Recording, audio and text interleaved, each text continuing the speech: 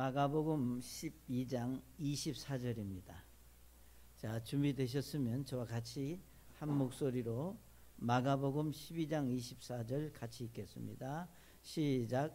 예수님께서 대답하여 그들에게 이르시되 그런즉 너희가 성경 기록들도 알지 못하고 하나님의 권능도 알지 못함으로 잘못하지 아니하였느냐. 아멘. 하나님 아버지, 이 시간 또 주의 말씀 가운데 저희가 서기를 원합니다. 말씀을 대언하는 종을 오늘 또 사용하셔서 주님이 원하시는 또 말씀이 바르게 전해질 수 있도록 하나님께서 축복해 주시기를 기도합니다. 특별히 멕시코 사역을 위해서 부르심 받은 우리 김성준 선교사 가족을 하나님께서 사용하시고 축복해 주시기를 원하며 우리 주님께서 이 시간 홀로 영광 받으시는 예배 되기 원합니다. 예수님의 이름으로 기도했습니다. 아멘. 자리에 앉으시겠습니다. 여러분이 잘 아시는 대로 어느 시대든 한 종파, 쉽게 말하면 한 정당만 있는 나라는 공산주의밖에 없습니다.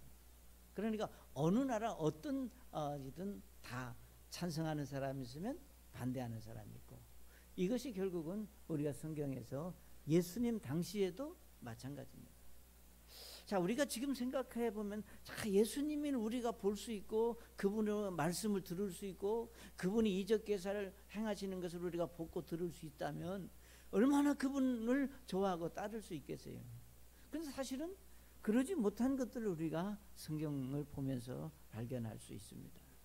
그러니까 예수님 당시에 유대사회에 특별한 큰 주류를 이루고 있는 지파가 있다면 우리가 성경에서 많이 나오는 대로 사두개인, 바리새인, 이 얘기를 우리는 성경에 많이 나옵니다.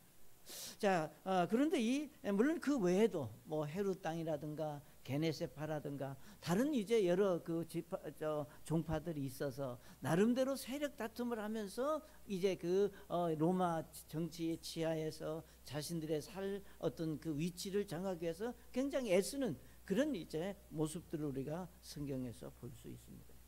오늘 우리가 이 말씀에서 특별히 그 예수님 당시에 우리가 주를 이루고 있는 이제 바리새인과 사두개인들 중에서 우리가 사두개인들은 특별한 이제 어떤 것을 가지고 있는데, 그들은 창세기, 출애굽기, 레위기, 민수기, 신명기, 모세 오경, 그러니까 구약 모세 오경은 잘 마치 그냥 달달달 애울 정도로 말씀을 잘 알고 읽는데, 신기하게도 이 사람들은 부활을 믿지 않는다 그 말입니다. 그래서 우리 사도행전 23장 8절에 보시면 사두개인들은 부활도 없고 천사도 영도 없는 자라 이렇게 말한다 그랬습니다.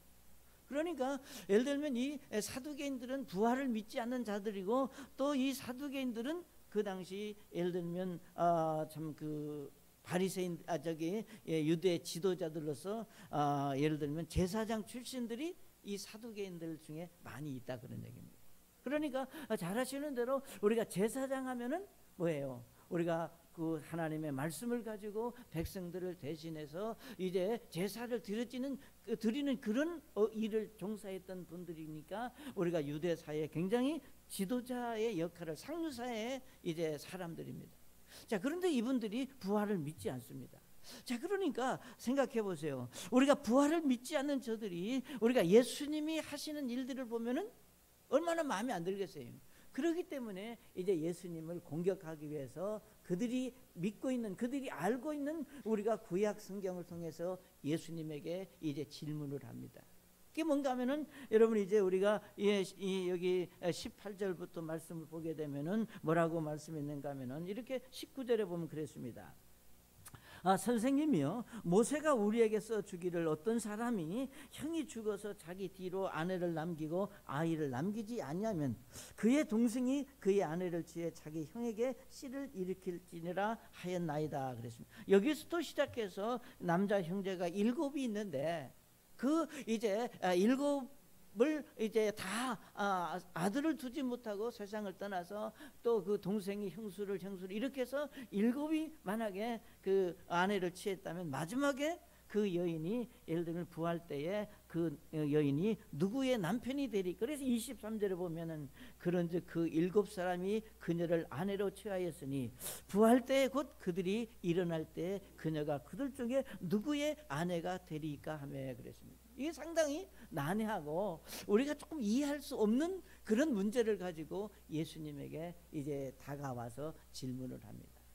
사랑하는 여러분, 우리가 성경을 읽어보시면 이제 신명기 25장 5절에 보면은 실제로 모세가 이스라엘 백성들에게 주신 말씀 속에 이런 말씀이 있습니다. 신명기 25장 5절에 보시면 형제들이 함께 거하는데 그중 한 명이 죽고 아이가 없거든 그 죽은 자의 아내는 나가서 남에게 시집가지 말 것이요 그녀의 남편의 형제가 그녀에게 들어가 그녀를 아내로 취해 남편의 형제된 의무를 그녀에게 행할 것이라고 말씀을 했습니다. 이것은 실제로 모세가 이스라엘 백성들이 주신 이제 신명기에 기록된 말씀입니다. 그러니까 형이 이제 죽어서 아이를 낳지 못하고 죽으면 그 형수가 다시 시동생하고 이런 얘기입니다.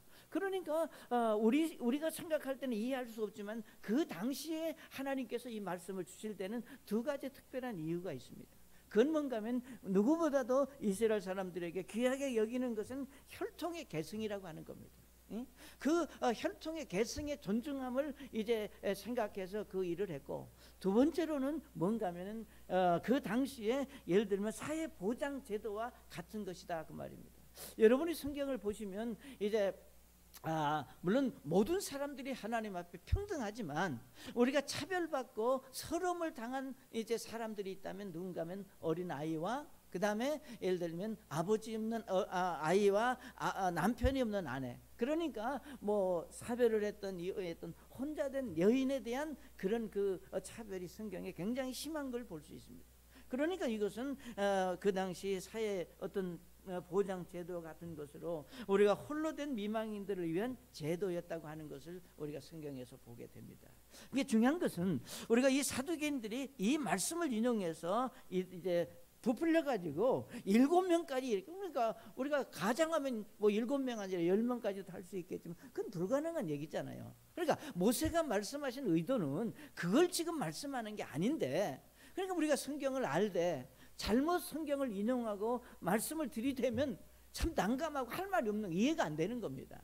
자, 그래서 예수님은 이들의 질문 앞에 분명하게 이제 부활을 믿지 못하는 저들에게 예수님이 말씀하시는 것은 뭔가, 바로 우리가 하나님도 믿고 예를 들면 예수님도 알지만 부활의 신비로운 사실을 믿음으로 받아들이지 못하는 사람들은 예수님 당시에 사두개인들만 있는 것이 아니라 오늘 우리 시대에도 있다고 하는 겁니다.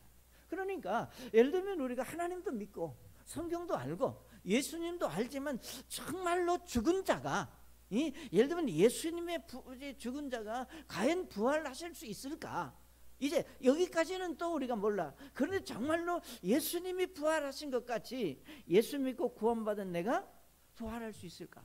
여러분 믿으세요? 그래, 정말로 이걸 우리가 아멘으로 화답하고 확실하게 믿을 수 있다고 하는 이것은 그렇게 쉽지 않다고 하는 겁니다. 그렇기 때문에 예수님은 이제 부활을 소망하지 못하는 저들에게 왜 부활을 믿지 못하는지에 대해서 말씀하시는 것을 볼 수 있습니다. 그래서 여기 24절에 말씀하시기를 예수님께서 그들에게 이르시되 너희가 성경 기록도 알지 못한다 그랬습니다. 그러니까 오늘 사두개인들이나 예를 들면 많은 사람들이 부활을 믿지 못하는 이유는 곧 하나님의 말씀을 바로 알지 못하기 때문에 그렇다고 하는 것을 우리에게 말씀하고 있습니다. 여러분이 잘 아시는 대로 여기 사두개인들이 사람은 부활할 수 없다고 이제 믿는 이제 증거로 저들이 여기 말씀하시기를 19절에 보시면 이렇게 말씀했습니다. 19절에 보시면 그때 부활이 없다고 말하는 사두개인들이 그분께 와서 그분께 물어 이르되 선생님이요 모세가 우리에게 써주기를 그랬습니다. 그러니까 그들은 모세 오경을 보면서 분명히 모세가 말씀하신 모세 오경에는 여기 부활이라고 하는 그런 내용이 없다. 그런데 어떻게 우리가 부활을 믿을 수 있느냐? 그래서 그것을 빙자하고 빗대서 예수님에게 여기 말씀하시는 이제 그 7명의 남자 형제 얘기를 예수님에게 합니다. 사랑하는 여러분, 오늘은 이 말씀 속에서 예수님이 말씀하신 대로 너희가 성경 기록을 알지 못한다고 말씀을 하셨습니다. 여러분이 잘 아시는 대로 이 말씀을 설명하시기 위해서 예수님은 여기 27절에 말씀하시기를 그분은 죽은 자의 하나님이 아니요 산 자의 하나님이시라. 그런즉 너희가 크게 잘못하는도다고 말씀을 하셨는데, 여기서 그분은 죽은 자의 하나님이 아니요 산 자의 하나님이라고 말씀하시기에 앞서서 26절에 뭐라고 말씀했습니까? 여기 죽은 자들이 일어나는 일에 관하여 너희가 모세의 척에서, 모세의 척이라고 하는 것은 이 모세오경을 말하는 겁니다. 모세의 척에서 이렇게 하나님께서 떨기나무 속에서 그에게 이르시되 나는 아브라함의 하나님이요 이삭의 하나님이요 야곱의 하나님이라 하신 것을 읽지 못하였느냐 그랬습니다. 분명히 출애굽기 3장에 여러분이 보시면 이제 모세가 광야에 있을 때 하나님이 나타나셔서 모세를 부르셨습니다. 여기 출애굽기 3장 6절에 하나님께서 모세에게 나타나셔서 말씀하시기를 나는 내 아버지 하나님 곧 아브라함의 하나님 이삭의 하나님 야곱의 하나님이라 하시니라. 모세가 하나님 뵙기를 두려워함으로 자기 얼굴을 숨기니라 그랬습니다. 이 말씀에서 우리가 하나님께서 모세에게 말씀하시기를 나는 아브라함 이삭 야곱의 하나님이라 그랬습니다. 여기 27절에 말씀하시기를 그분은 죽은 자의 하나님이 아니요 산 자의 하나님이라 그랬습니다. 이 무엇을 말씀하느냐 하면 여러분 아시는 대로 지금 출애굽기 3장에서 말씀하시는 이제 아브라함과 이삭과 야곱은 이미 그들이 이 땅에 태어나기 전에 하나님이 하신 말씀입니다. 그리고 여기 마가복음 지금 12장 26절에서 말씀하시기를 나는 여기 아브라함의 하나님이요 이삭의 하나님이요 야곱의 하나님이라고 하신 이 말씀은 이미 아브라함과 이삭과 야곱이 세상을 떠난 후에 지금 여기 하시는 말씀입니다. 자, 그러면 우리가 성경을 읽으면서 이해될 수 있는 것은 뭔가, 여기 아브라함과 이삭과 야곱은 이미 죽었던 분들인데 그들이 모두 죽었다면 그들이 믿는 하나님도 여기 뭐라고 죽은 자의 하나님이지 산 자의 하나님이라고 말할 수 없다 그 말입니다. 그러니까 예수님은 말씀하시기를 하나님은 죽은 자의 하나님이 아니라 산 자의 하나님이다. 뭐냐? 아브라함과 이삭과 야곱이 죽었지만 그들이 믿는 하나님은 죽은 자의 하나님이 아니라 산 자의 하나님이라고 하는 것을 말씀하고 있는 겁니다. 사랑하는 여러분, 우리는 이 말씀을 이해하면서 우리는 구약 성경에서 우리가 부활이라고 하는 단어는 사용하지 않았지만 그 부활의 믿음과 부활의 소망을 가졌기 때문에 저들이 하나님 앞에 어떤 믿음을 가졌는지를 우리가 말씀을 통해서 배울 수 있다고 하는 겁니다. 예를 들면 여러분이 잘 아시는 대로 하나님께서 아브라함에게 아들을 주신다고 말씀하셨습니다. 물론 아브라함에게 있어서 예를 들면 아들을 주신다고 하는 것은 얼마나 놀라운 축복입니까?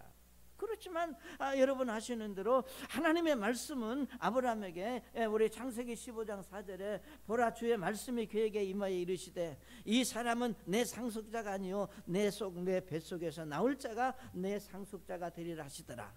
그분께서 그를 데리고 밖으로 나가 이르시되 하늘을 쳐다보고 별들을 셀 수 있거든 세어보라 하시며 또 그에게 이르시되 내 씨가 그와 같을 것이니라 그랬습니다. 여러분, 이 말씀을 이제 하나님께서 아브라함에게 하여 주시니까 우리 창세기 15장 6절에 아브라함의 주를 믿으니 그분께서 그것을 그에게 의로 여기셨다 그랬습니다.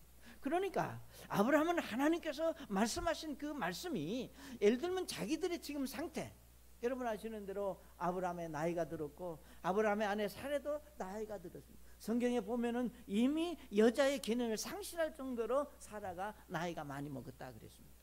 도저히 불가능한 일입니다. 그렇지만 하나님께서 그렇게 말씀하시니까 아브라함이 그것을 믿으니 그를 의로 여기셨다 그랬습니다.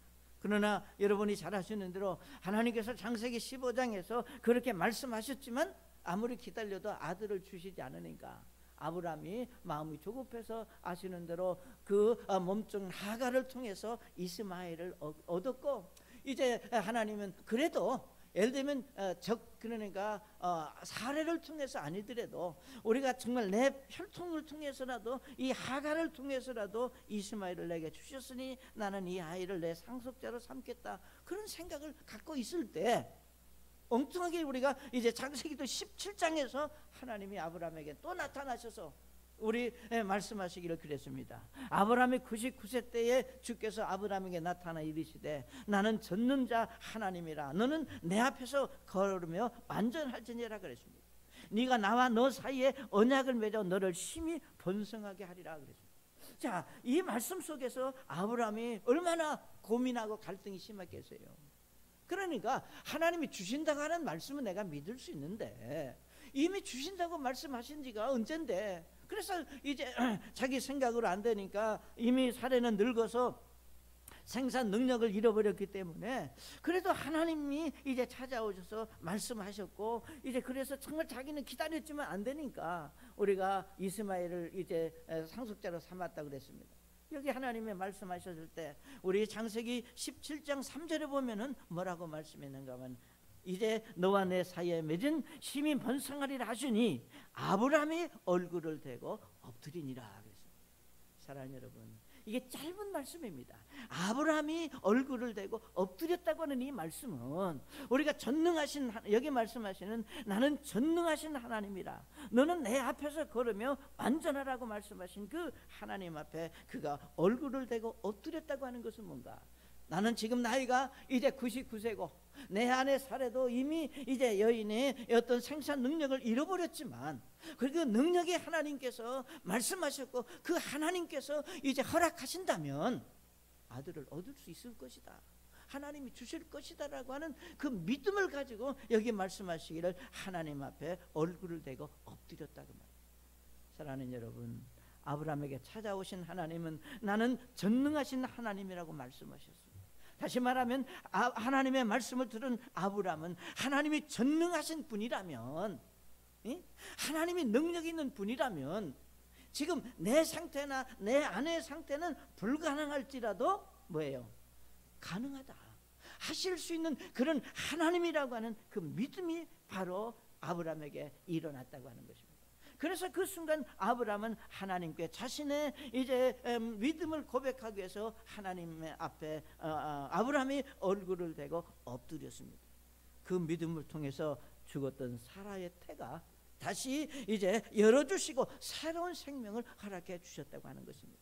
이것이 바로 우리가 구약에서 보여주는 하나님이 능력으로 보여주는 부활의 모습이라고 하는 것을 우리가 배울 수 있습니다. 다시 말하면 부활이라고 하는 것은 우리가 죽었던 사람, 우리가 이미 땅에 묻었던 예수님이 새로운 생명으로 다시 살아나셨습니다. 이미 이제 태가 닫히고 여인의 기능을 상실한 사라의 태가 하나님의 능력으로 다시 소생했다고 하는 겁니다. 다시 새로운 태로 하나님이 빚어주셔서 그 안에 이제 생명을 잉태했고 이제 이삭을 낳았습니다. 아브라함이 믿는 하나님은 그래서 죽은 자를 살리시는 하나님, 없는 것을 있는 것 같이 부르시는 하나님이라고 로마서 4장에서 아브라함이 자기 믿음을 고백하는 것을 볼 수 있습니다.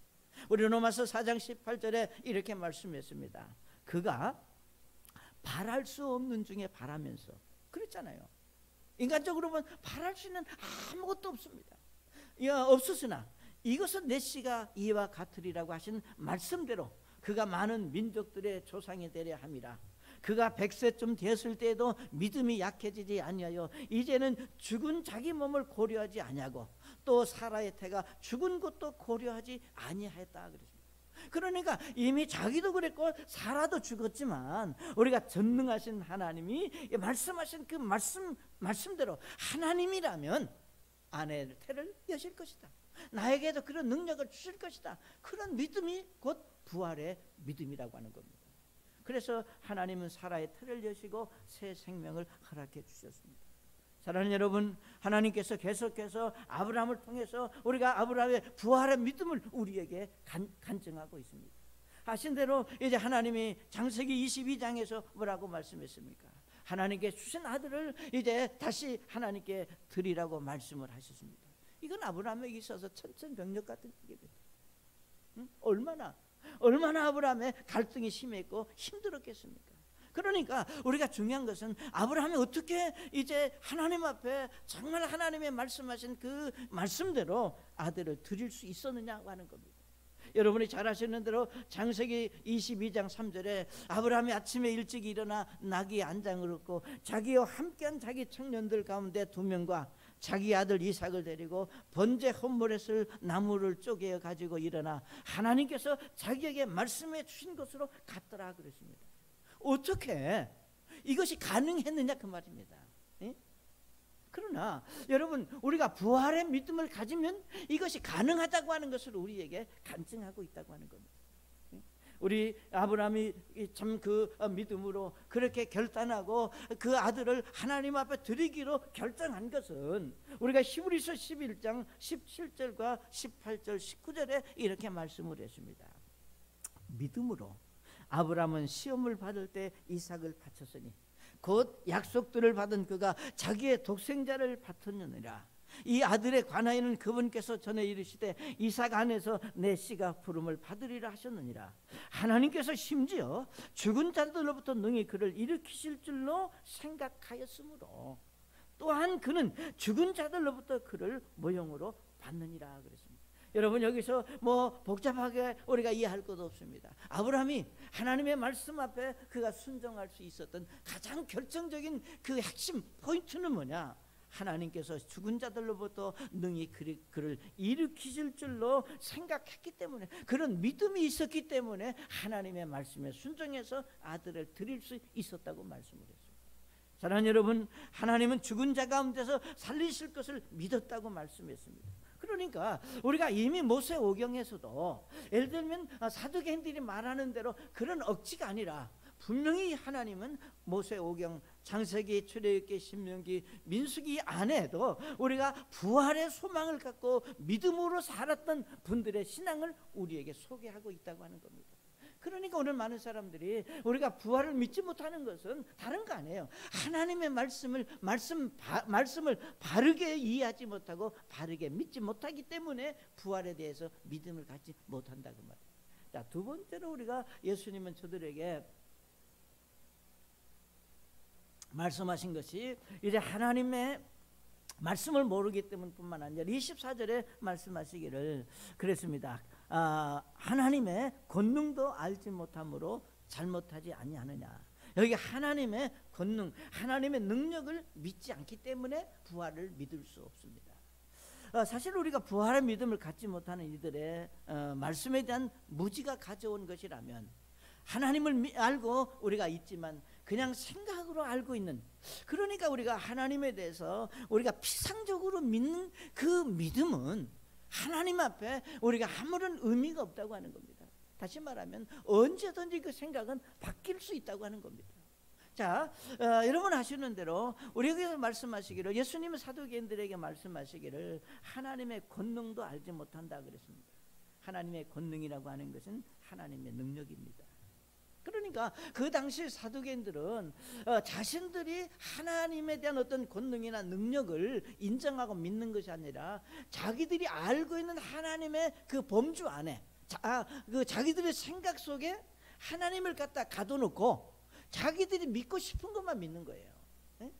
그러니까 오늘 많은 사람들이 어떤 부분에서도 참 꼭 이 신앙적인 문제만이 아니더라도 어떤 일에 자기가 알고 믿고 싶은 것만 믿고 자기에게 불리한 거는 그냥 부정하는 그런 시대에 우리가 살고 있잖아요. 그러니까 많은 사람들이 교회를 다니고 성경을 알지만 하나님에 대해서, 우리가 영원한 생명에 대해서, 천국에 대해서, 우리가 영적인 많은 것들을 하나님께서 말씀하신 말씀 그대로 인정하고 하나님의 권능을 인정하기보다는 자기들의 생각 속에 그 하나님의 말씀, 하나님을 가둬놓고 자기 편한 대로 신앙생활을 한다고 말이에요. 그러니까 예수님이 지금 지적하는 게 너희들이 바로 하나님의 권능을 알지 못하기 때문에 믿지 못한다. 자, 여러분, 우리가 이렇게 말씀할 수 있습니다. 여러분이 잘 아시는 대로 창세기 1장 1절에 뭐라고 말씀했습니까? 처음에 하나님께서 하늘과 땅을 창조하시니라고 했습니다. 여기 하나님께서 하늘과 땅을 창조하셨다고 하는 이 말씀은 하나님이 창조주 하나님이라고 하는 것을 믿습니다. 맞죠? 그러니까 우리가 하나님이 창조주 하나님이라고 하는 이 사실을 믿는 것은 대부분의 사람들이, 우리가 예를 들면 우리가 창조론을 믿는 사람, 창조론이 아니라 뭐예요? 진화론을 믿는 사람들이 아니라면 대부분 하나님이 천지를 창조하셨다고 믿습니다. 자, 그러면 우리가 창세기 1장을 통해서 하나님이 하나님의 말씀으로 천지를 창조하셨다고 하는 것을 믿는다면, 우리가 다른 성경에서 말씀하시는 그 모든 말씀들도 하나님의 말씀으로 믿을 수 있어야 그게 이론적으로 맞는 겁니다. 그러니까 오늘 우리에게 중요한 것은, 우리가 생각해 보면 여기서 말하는 그 권능이 놀랍다. 우리가 하나님이 여기 천지를 이제 하나님의 하늘과 땅을 창조하셨다고, 이 창조라고 하는 것은 잘 아시는 대로 무에서 유를 만들어냈다고 하는 거예요. 아무것도 없는 곳에서 무엇인가 하나님께서 말씀하심으로, 무엇인가 말씀으로 이 땅에 존재했다고 하는 겁니다. 여러분 아시는 대로 창세기 2장 7절에 말씀하시기를, 하나님께서 땅에 흙으로 사람을 지으시고 생명의 숨을 그 콧구멍에 불어넣으시니 사람이 살아있는 혼이 되었다 그랬습니다. 그러니까 창세기 1장에서 하나님이 하늘과 땅을 창조하셨다라고 하는 말씀을 하나님의 말씀으로 믿는다면, 2장 7절에서 하나님이 땅에 흙으로 사람을 지으시고 생명의 숨을 그 콧구멍에 불어넣으시니 사람이 살아있는 생명이 됐다고, 이 말씀도 믿을 수 있는 겁니다. 그러니까 문제는 우리의 육신의 몸을 창조하신 하나님께서 이제 예수님을 통해서 죄로 죽어있는 영혼들을 다시 새로운 생명으로 만들어 주신 것이 바로 우리가 믿는, 우리가 받은 구원이고, 이것은 바로 하나님의 능력이고 하나님의 전지하심을 통해서 이루어진 축복입니다. 우리 그래서 예수 믿고 구원받은 그리스도인들에게 우리가 고린도후서 5장 17절에 뭐라고 말씀했습니까? 그런즉 누구든지 그리스도 안에 있으면 그는 새로운 창조물이라, 옛 것들은 지나갔으니 보라 모든 것이 새롭게 됐다 그랬습니다. 그러니까 여러분, 예수님이 부활하셨다, 우리가 여러분과 제가 부활하신다라고 하는 이 부활의 믿음은 어느 날 갑자기 생긴 것이 아니라, 어느 날 시대적으로 환경적으로 만드는 어떤 신학 사상이 아니라, 하나님의 창조 섭리 속에 이미 이 부활의 사실이 들어있다고 하는 사실을 우리가 믿음 안에서, 우리가 말씀을 통해서 배울 수 있고 인정하는 여러분이 되셔야 됩니다. 그러니까 하나님이 육신을 창조하셨듯이 이제 죽어있는 내 영혼을 우리가 새로운 사람으로, 새로운 창조물이라 그랬으니 우리가 새로운 사람으로 만드신 이 사실은 바로 우리가 죽었던 우리가 다시 부활했다고 하는, 부활할 수 있는 그런 소망을 저와 여러분에게 주시는 하나님의 축복입니다. 그래서 우리는 하늘과 땅을 창조하신 하나님, 우리를 이제 죄 가운데 있는 우리를 이제 하나님께서 새로운 창조물로 우리를 빚으시고 하나님 자녀 삼아주신 그 하나님을 우리가 아버지라고 섬길 수 있는 그런 축복을 주셨습니다. 그래서 우리가 예수님을 믿는 그리스도인들은 하나님을 향해서 그냥 하나님이라고 하지 않고, 여러분 뭐라 그럽니까? 전지전능하신 하나님이다, 이렇게 우리가 하나님 앞에 고백하는 것은 그 전지전능하신 하나님이 정말 하신 그 놀라운 영적인 일들을 우리가 생각하고, 그 하나님이 하신 그 일들이 그냥 남의 일이 아니라 실제로 나에게 이루어졌다고 하는 사실로 인하여 우리는 하나님 앞에 전지전능하신 하나님이라고 하는 고백을 할 수 있다고 하는 겁니다. 그러니까 우리가 사두개인들이 예를 들면 부활을 믿지 못하는 것은 전지전능하신 하나님의 하시는 그 일을 모르기 때문에. 그러니까 여러분 아시는 대로 세상 믿지 않는 사람들이, 예를 들면 예수 믿고 구원받은 그리스도인들이 하나님의 말씀을 듣고 죄인됨을 회개하고 우리가 예수님을 구주로 영접해서 하나님의 자녀가 됐고 새로운 피조물이 됐다고 하는 이 엄청난 사실을 이론적으로, 지식으로 어떻게 이해할 수 있겠어요? 그러니까 이 인간적인 생각으로 이해할 수 없기 때문에 우리가 바른 신앙을 가질 수 없다고 하는 겁니다. 그래서 저는 예수 믿고 구원받은 여러분들이 하나님의 말씀을 하나님의 말씀으로 인정하고, 우리가 예수님을 구주로 믿는 전지전능하신 하나님을 아버지라고 믿을 수 있는 신앙이 여러분에게 있음을 인하여 하나님께 감사하시기 바랍니다. 여러분의 큰 특권이고 축복입니다. 그래서 부활의 신앙을 갖지 못하는 것은 결국은 하나님의 권능을 모르는 무지에서 나오는 거다.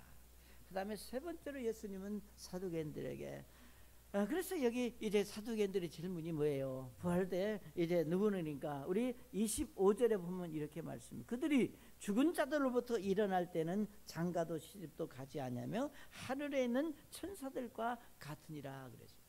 자, 세 번째로 우리는 이 말씀 속에서 예수님은 그러면 우리가 부활했을 때 부활의 몸은 부활이라고 하는 것을 우리가 어떻게 우리 삶 속에서 이해할 수 있겠느냐. 그러니까 여기 말씀하시기를 우리는 이제 부활 때는 죽은 자들이 일어나 부활하면 장가도 시집도 가지 않고 하늘에 있는 천사들과 같다 그랬습니다. 다시 말하면 예수님의 부활은 이 세상 삶의 연장이 아니라고 하는 것을 분명하게 우리에게 말씀하고 있습니다. 그러니까 중요한 것은 우리가 부활은 이 세상의 삶의 연장이 아니라 우리가 새로운 삶, 새로운 몸으로 우리가 다시 태어나는, 다시 빚으시는 하나님의 축복을 우리에게 말씀하고 있습니다. 그래서 여기 말씀하시기를 우리가 천사와 같다고 하는 것이 아니라 천사들과 같다고 말씀하셨지 천사가 된다고 하는 말이 아닙니다. 그러니까 우리가 부활하면 우리는 천사가 가질 수 있는 그런 모든 것들을 우리가 가질 수 있는 영적인 사람으로 우리가 변화될 수 있다고 하는 것을 말씀하고 있습니다. 사랑하는 여러분, 예수 믿고 구원받은 그리스도인들이 이 땅의 모습으로 다시 부활한다면 사실 특별한 의미가 없습니다. 그렇잖아요. 이 몸을 가지고 다시 죽었는데 다시 또 우리가 부활했는데 옛날에 그 몸을 가졌다 모르겠어요. 뭐 미스 코리아로 아주 한평생 살았던 사람은 또 다시 난 보통 그러잖아요. 다시 태어나면. 근데 그건 정말 웃기고 말도 안 되는 얘기잖아요. 그러나 그럴 수도 있지만 그러나 우리가 모든 사람들이 공통적으로 말할 수 있는 것은 우리가 다시 태어나는 몸은 지금의 이 몸이 아니라 새로운, 정말로 우리가 하나님께서 우리가 새롭게 우리에게 주시는 그런 몸을 우리가 받는다고 하는 사실을 우리에게 말씀하고 있습니다. 우리 고린도전서 15장 47절에 이렇게 말씀을 했습니다. 첫사람은 땅에서 나서 땅에 속하거니와 둘째 사람은 하늘로부터 나신 주시니라. 땅에 속한 자들은 또한 땅에 속한 그 사람과 같고 하늘에 속한 자들은 또한 하늘에 속하신 그분과 같으니 우리가 땅에 속한 그 사람의 형상을 지닌 것 같이 또한 하늘에 속하신 그분의 형상을 지니게 되느니라 그랬습니다. 여기 고린도전서 우리가 15장은 우리가 그 당시 우리가 철학과 예를 들면 이런 학문적으로 부활 신앙에 대해서 반격하는 사람들에게 우리가 정말 그것이 헛된 것이고 부활의 소망을 확실하게 가르치시기 위해서 기록된 말씀이라고 볼 수 있습니다. 여기 말씀하시기를 우리가 첫사람, 그러니까 아담을 통해서 얻어진 이의 몸은 땅에 속히고 우리가 예수님을 통해서 하늘로부터 주신 영적인 생명은 우리가 이 땅에 속한 것이 아니라 하늘에 속했다 그랬습니다. 그래서 여기 49절에 우리가 땅에 속한 그 사람의 형상을 지닌 것 같이, 여러분 우리가 창세기에서 하나님께서 사람을 지으실 때 뭐라고 말해요? 우리가 우리의 형상대로 사람을 짓자 그랬습니다. 그런데 그 형상이 누구냐? 죄악된 이 땅에 속한 형상은 곧 아담의 죄로 인하여 죄악된 형상으로 우리가 바뀌었다고 하는 겁니다. 그렇기 때문에 이제 여기 말하기를 어느 날 우리가 예수님이 오시면 우리가 이 땅에 속한 형상을 버리고 이제 우리가 하늘에 속한 형상으로 우리가 변화되고 바꿔질 것이라고 하는 것을 분명하게 예수님께서 저와 여러분에게 말씀하고 있습니다. 그러니까 여기서 땅에 속한 형상이라고 하는 건 뭡니까? 여러분 우리가 이 땅에 속한 형상, 이 땅에 속한 육신들은 결국은 뭔가 우리가 지치고 피곤하고 아프고 고생하고 고통스럽고, 그래서 우리가 창세기에서 하나님이 아담과 하와를 지으시고 이제 에덴 동산에 땅을 저주하셨고 그들에게 하나님 뭐라고 해요? 얼굴에 땀을 흘리고 수고해야 먹을 수 있다고 말씀하셨습니다. 그러니까 이 땅에 살고 있는 육신을 가진 모든 사람들은 정도 차이는 있을지 모르지만 수고해야 됩니다. 땀을 흘려야 됩니다. 고통을 당해야 됩니다. 아픔을 겪어야 됩니다. 슬픔을 겪어야 됩니다. 경우에 따라서는 이별도 겪어야 됩니다. 자, 그래서 여기 말하기를 이제 우리가 이 땅에 정말 형상을 지닌 것 같이 우리가 그렇게 살았는데 이제 예수님을 통해서 구원받은 그리스도인들이 우리가 예수님을 만나면 이제 하늘에 속한 형상, 하늘의 삶을 우리가 누릴 수 있다고 하는 겁니다. 그러니까 하늘에 속한 하늘의 삶은 그 뭐냐? 우리가 부활해서 하나님을 만났을 때 요한계시록 21장 3절에 뭐라고 말씀했습니까? 내가 하늘에서 나는 큰 음성을 들으니 이르되 보라, 하나님의 성망이 사람들과 함께 있고 그분께서 그들과 함께 거하시리라. 그들은 그분의 백성이 되고 하나님께서는 친히 그들과 함께 계셔서 그들의 하나님이 되시리라. 요한계시록 21장 4절에 하나님께서 그들의 눈에서 모두 눈물을 씻어주시리라. 다시는 사망이 없고 슬픔도 울부짖음도 없으며 또 아픔도 다시는 없으리니 이는 이전 것들이 지나갔기 때문이더라 하더라. 아멘. 여러분, 이것이 우리가 부활했을 때 누릴 수 있는, 부활했을 때 맛볼 수 있는, 우리가 부활을 통해서 하나님이 저와 여러분에게 주시는 하나님의 축복입니다. 그러니까 우리는 마땅히 이 땅의 삶도 물론 우리가 중요하지만 우리가 이 땅의 삶이 끝나면 하나님께서 약속하신 이제 부활의 삶이 우리에게 있음을 알고 우리가 하나님 나라의 소망을 가질 수 있다고 하는 겁니다. 이것이 우리가 예수 믿고 구원받은 그리스도인들이 가질 수 있는 최고의 소망이고 기쁨이라고 하는 사실을 여러분 기억하시기 바랍니다. 그러니까 우리가 이런 믿음의 소망과 기쁨이 없으면 사실은 내가 예수 믿고 구원받았다고 하는 것이 별 의미가 없는 거예요. 그래서 예수님은 우리에게 뭐라고 말씀하셨습니까? 우리가 구원받은 그리스도인들에게 우리가 이 땅에서 우리가 무엇을 먹을까, 무엇을 입을까 걱정하지 마라. 우리가 무엇을 입든지 무엇을 먹든지 어떤 집에서 살든지 우리가 이 땅의 삶은 잠시 잠깐이라는 거예요. 우리가 생각할 때는 5년, 80년, 90년 하지만 우리가 하나님이 보시기에는 잠깐이라는 거예요.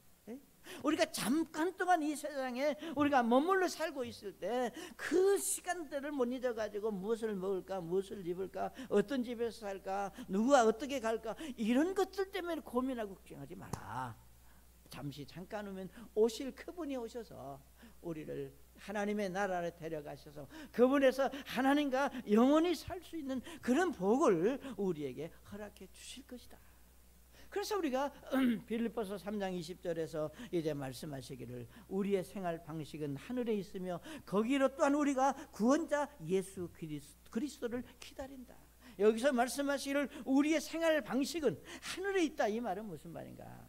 우리가 이 땅에 살고 있지만, 우리가 육신의 이 땅에 살고 있지만 우리가 부활의 소망과 믿음을 가진 사람들은 하늘의 생활 방식이라고 하는 것은 하나님의 말씀에 합당한 대로 하나님의 나라에 소망을 두고 천국을 생각하는 믿음으로 우리가 사는 사람입니다.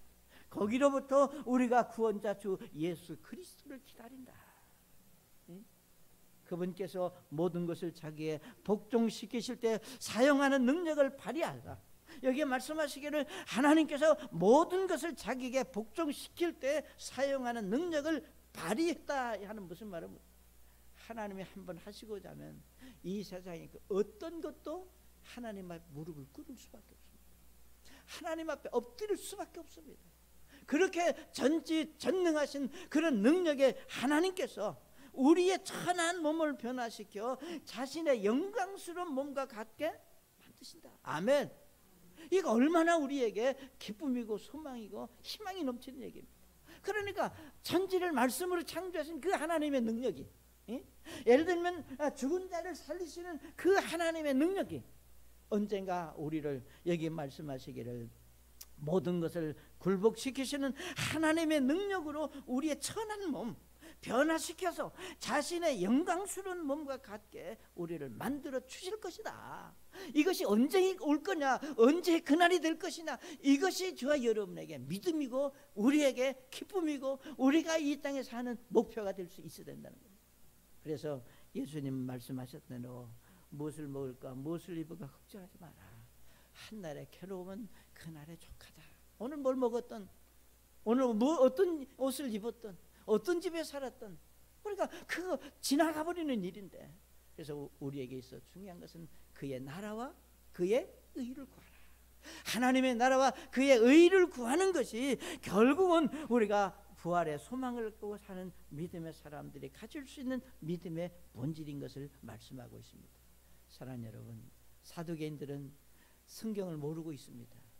그들은 하나님의 능력을 모릅니다. 그리고 부활했을 때 어떤 몸일까를 모릅니다. 그러니까 당연히 부활이 없는, 그래서 여기 18절에 말, 그때 부활이 없다고 말하는 사두개인들이 어떻게 생각? 얼마나 부끄럽고 어떻게 보면 정말 창피스러운 일이에요. 우리가 성경을 달달달 외우고 있고 우리가 영적인 지도자고 존경받는 사람들인데 부활이 없다고 말하면서 예수님에게 가지고 와서 책 잡으려고 하는 그런 어리석음을 우리가 볼 수 있다는 겁니다. 사랑하는 여러분, 우리 모두 다 예수님 안에 부활의 소망을 갖고 정말 이 육신의 몸을 벗어버리고 하나님의 새롭게 주실 그 형상을 지닐 때까지 우리가 이 땅에서 인내하는 믿음의 사람들이 될 수 있기를 바랍니다. 우리 잠깐 머리 숙이시겠습니다. 사랑하는 여러분, 이 땅이 얼마나 힘들고 어려운 그런 일들 속에서도 우리가 믿음으로 견디고 있습니다.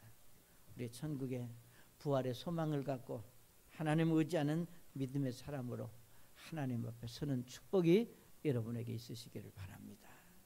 목사님, 내가 부활의 그 소망과 그 믿음으로 이 어려움을 잘 극복하도록 하나님 앞에 내가 기도하겠습니다. 그런 분이 계시지 않습니까? 아멘.